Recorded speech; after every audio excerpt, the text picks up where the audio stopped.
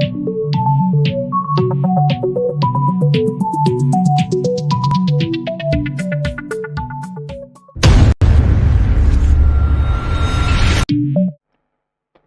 baik. Selamat datang dalam channel Kuliah Daring bersama saya Dudi Hartono. Kali ini kita berada dalam kelas komunikasi politik. Pada sesi kali ini saya akan membincangkan tentang komunikator politik. Siapa komunikator politik? Bagaimana dan apa saja karakter dari seorang komunikator politik?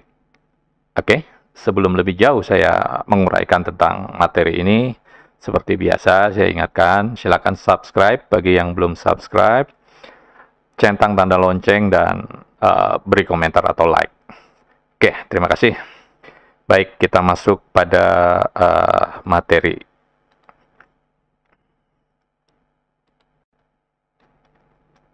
Oke, siapa sih komunikator politik itu?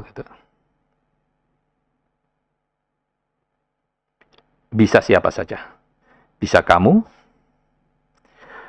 kita, saya, ataupun siapapun, sejauh dia berbicara atau membicarakan urusan politik. Baik itu dalam obrolan resmi, formal, ataupun non-formal. Obrolan di kafe, warung kopi. Ya, jadi siapapun bisa menjadi komunikator politik ketika dia berbicara tentang pesan atau materinya berkaitan dengan isu politik. Oke.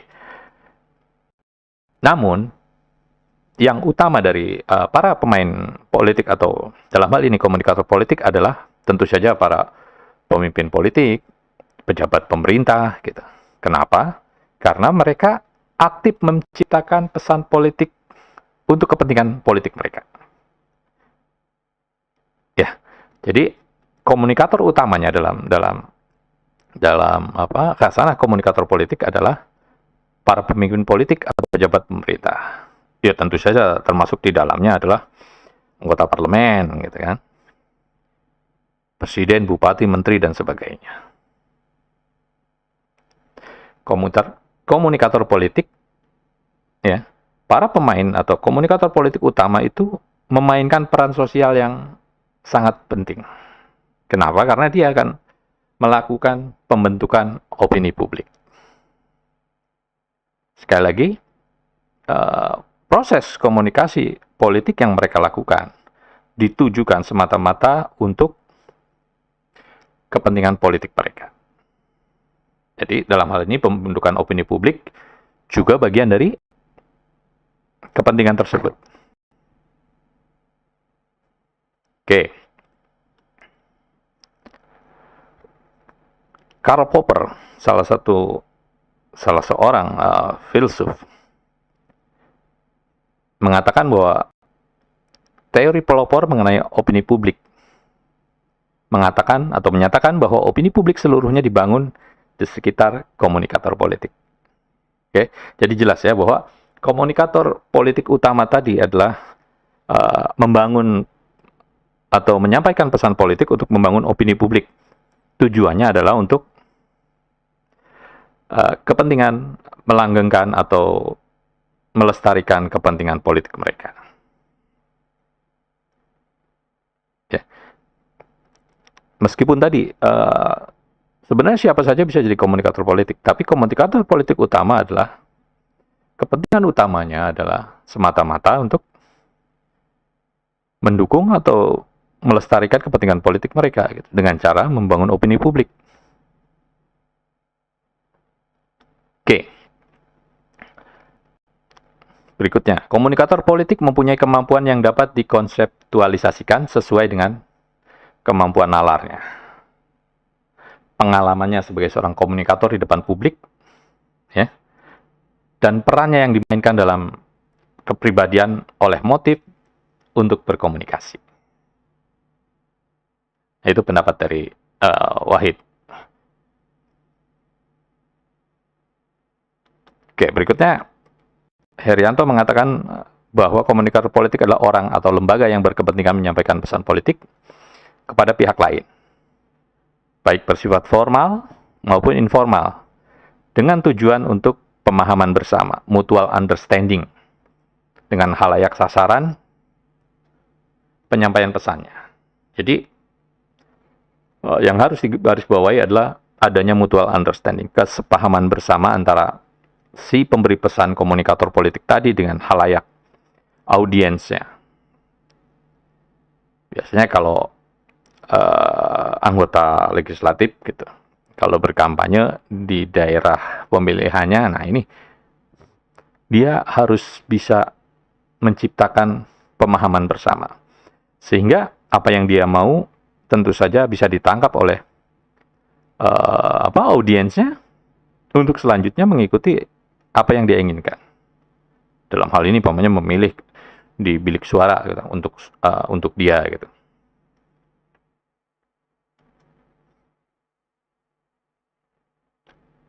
Oke,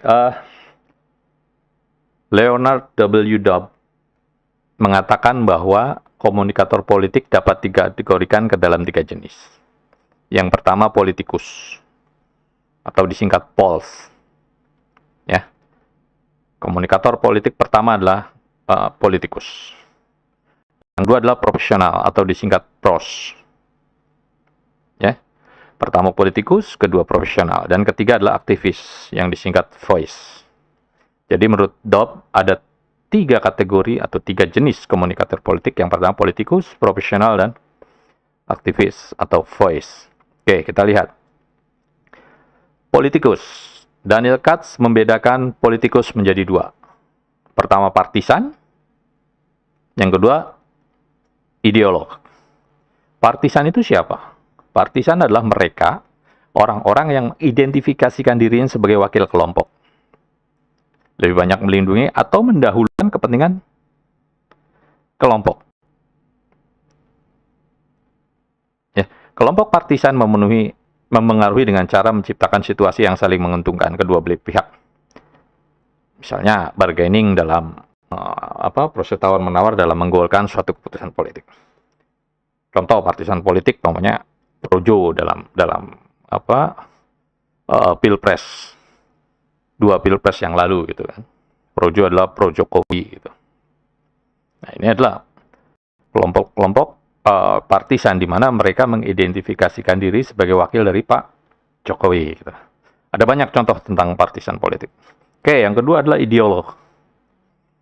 Ideolog adalah politikus yang berorientasi pada pengambilan keputusan, berusaha memperjuangkan nilai-nilai atau kepentingan partai, ideologi partai, dan nilai-nilai perjuangan. Nah, ideolog ini mempengaruhi keadaan dengan cara menetapkan tujuan yang berlawanan atau netral. Mereka akan mempertahankan pendapatnya dengan argumentasi yang baik sehingga orang lain akan menerima pendapat mereka.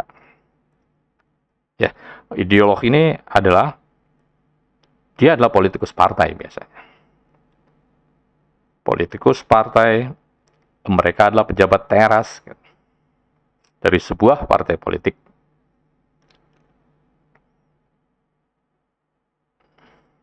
Oke, tadi Katz membedakan politikus menjadi 2, partisan dan ideolog.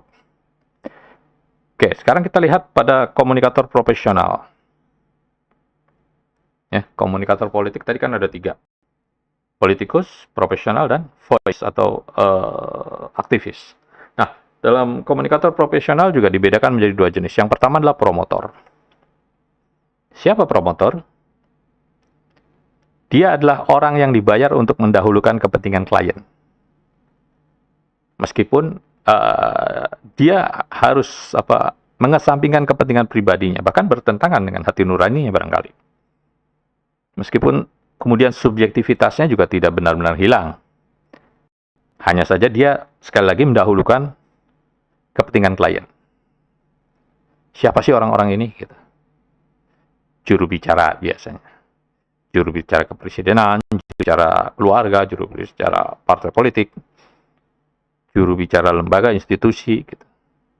Atau personal periklanan, orang-orang di advertising. Ahli polling, manajer kampanye, dan jenis profesi lainnya menggantungkan tugasnya pada kemampuan berkomunikasi. Oke, contoh ini Bapak Febri Diansah, dia merupakan juru bicara dari ya dia acap kali harus mengesampingkan kepentingan pribadinya atau sesuatu yang bertentangan dengan hati nurani, tapi dia harus menyampaikan apa yang menjadi keputusan lembaganya. Sehingga ketika pertentangan itu semakin menguat, orang tersebut tidak tahan, ya dia bisa memilih untuk mengundurkan diri atau mengakhiri kontraknya dengan orang yang membayarnya.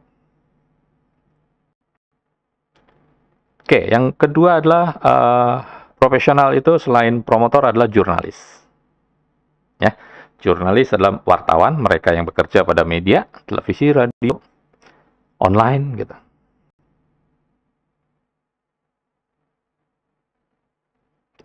Sebagai komunikator profesional, jurnalis secara khas adalah karyawan organisasi berita yang menghubungkan sumber dengan rakyat. Ya, sumber informasi dalam hal ini tentu saja berkaitan dengan politik. Dia menulis, kemudian dia sampaikan kepada khalayak. Nah, beda dengan promotor tadi. Jurnalis terikat pada kode etik. Dia tidak boleh memihak. Dia harus netral, berpijak pada fakta, kebenaran faktual. Ya, meskipun kita juga bisa paham bahwa media tentu punya agenda setting. Media punya cara untuk memframing sebuah berita sesuai dengan kebijakan politik redaksinya. Tapi semata-mata jurnalis atau wartawan itu harus berpijak pada fakta yang objektif. Oke, yang terakhir, komunikator yang disebut DOP itu adalah aktivis. Aktivis siapa? Mereka adalah orang yang terlibat dalam politik maupun komunikasi, meskipun dia tidak menggantungkan nafkahnya kepada kedua bidang itu. Contoh, ya aktivis mahasiswa, gitu. LSM, ya, gerakan demokrasi lainnya, gitu. Opinion leader, ini aktivis. Dia tidak terikat pada lembaga tertentu, dalam hari ini adalah partai politik. Gitu. Dia menyuarakan kritik, ya. Dia berperan sebagai watchdog seperti halnya juga media massa terhadap kebijakan-kebijakan yang dibuat oleh pemerintah. Oke, next. Nah, untuk menjadi seorang komunikator politik, menurut Tetian Siopo, ada 4 hal atau ada 4 komponen yang harus dipunyai oleh seorang komunikator politik. Yang pertama adalah kredibilitas. Ya, kredibilitas ini penting.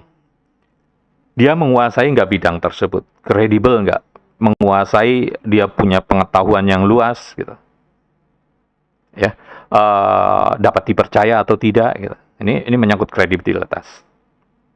Kemudian attractiveness, ya, ini tentang menyangkut pembawaan dia, cara dia berbicara, menyampaikan pesan, terstruktur atau tidak, gitu kan?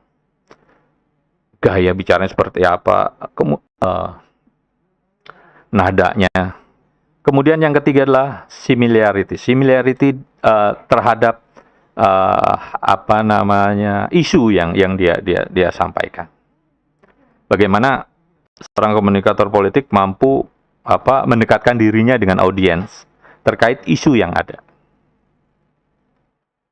Nah, yang terakhir adalah komunikator power. Ini tentu saja terkait dengan kedudukan dari si komunikator politik tersebut. Apakah dia presiden, ketua partai politik, anggota legislatif, dan sebagainya. Ini sangat menentukan dalam mendistribusikan pesan. Ya. Oke, baik. Itu saja materi yang bisa saya sampaikan pada sesi kali ini. Terima kasih. Sampai jumpa pada pertemuan berikutnya. Jangan lupa